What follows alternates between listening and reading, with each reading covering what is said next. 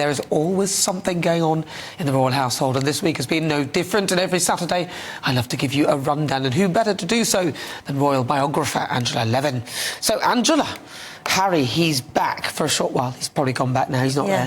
He was. It's been awful. Yeah. I think he's been rude to his father and using, Invictus Games to just make him more famous and make him more money.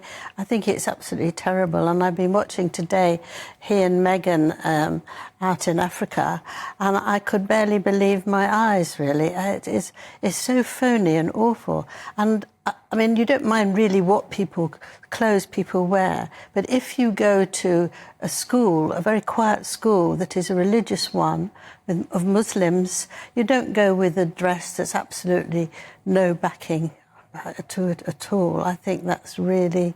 Yeah, because a lot of those, you have to cover your shoulders in a lot of those countries, or if you do anything, because I've done TV shows in that sort of environment, you have to cover your shoulders. Yes, and it doesn't mean anything. You just do it. You just do it and you behave very well. And I thought, just coming down the side of your... It's absolutely awful. And she was very rude because one of the teachers was talking to her, and there were two little girls there sort of joining in, sort of, politely. And she obviously was bored. She looked up in the air, looked around, and she said, "Hi." And she then sort of pulled Harry, as she usually does, because she was bored with that. She wanted someone who could then take nice pictures of her and Harry. And you think, my goodness, where are your manners? Where are your manners? But she might just argue that she was just being normal herself and just... I don't think she's never normal herself when she's... Well, she might be. She might argue that that's what she's doing. Yes. They're also, it was their charity, wasn't it? One of their... a charity that they've given money to from their organisation, from their Archwell. I think they gave them 20 grand or something, didn't they? Yes, but William and Catherine gave much more. So you can't just say it's their game. And I think, lots of the people from the Invictus Games have said to me it's now become just a Meghan Markle show. It's about presenting her. And I think it's a big shame. Harry went to see some wounded soldiers there, but he wasn't like his mother. I think he was trying to copy his mother, but he didn't have that softness or that keenness. And he said to someone who had just one leg, he said, "Oh, well, give it a name," he said. And I thought that, there's things like that which you pick up, but just inappropriate and very sad that it should be so difficult. As for King Charles, I think he's amazing. I mean, he's scurrying around as much as possible. As he's had the thing that he can go, he's actually going incredibly fast, doing 2 or 3 things in one day. And when somebody said, "How are you?" he says, "Oh, not that bad." And it worried me slightly because he sort of said, "Oh, great, fine, doing brilliantly." But he said as well that, thank goodness they've let me out. They've unlocked the door that I can get out. And you see how desperately he wants to be with us, with the people, and that it makes a very big difference to him.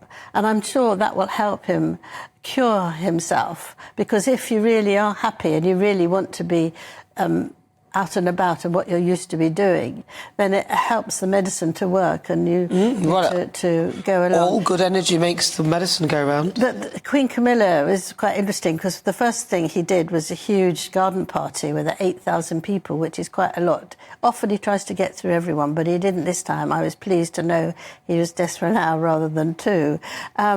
And she kept slightly pushing on the back when it was enough to go. And I thought she was so subtle about it. No pulling, no holding hands and dragging.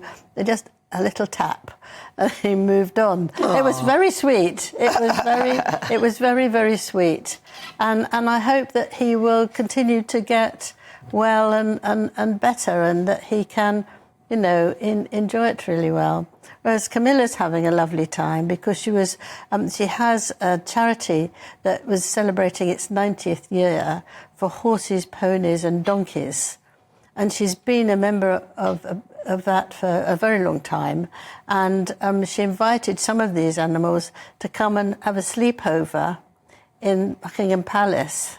And she was absolutely thrilled that they'd come. She'd got her food ready. She's got a knack and all the animals came up to her, you know, the donkeys, and let her stroke them. I just think it's very touching, and she does it all very subtly. She's working incredibly hard. Every day there's something she's doing because I think she wants to keep the motivation there.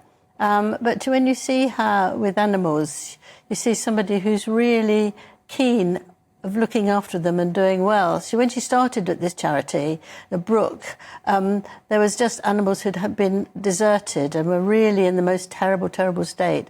And so she immediately became involved in it and helped them all get much better and have a better life. Lovely.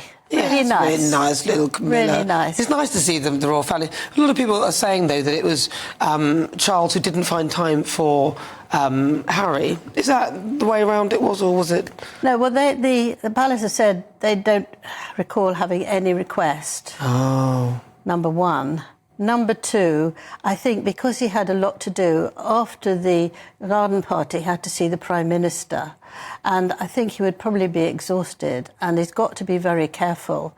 And I think that if Harry's going to go in and make demands and be angry, then he doesn't want that. He doesn't need that sort of aggression. And I think that it's true. If Harry had said, when would be a good time for you, that might have been much better than him saying, you've got to see me now. Angela Levin, thank you very much for that piece of information. A lot of people are saying it's the other way around, but if the palace is saying they never even got any sort of request, then that's a bit unfair of the reporting. But thank you very much, Angela Levin. Really good to talk to you.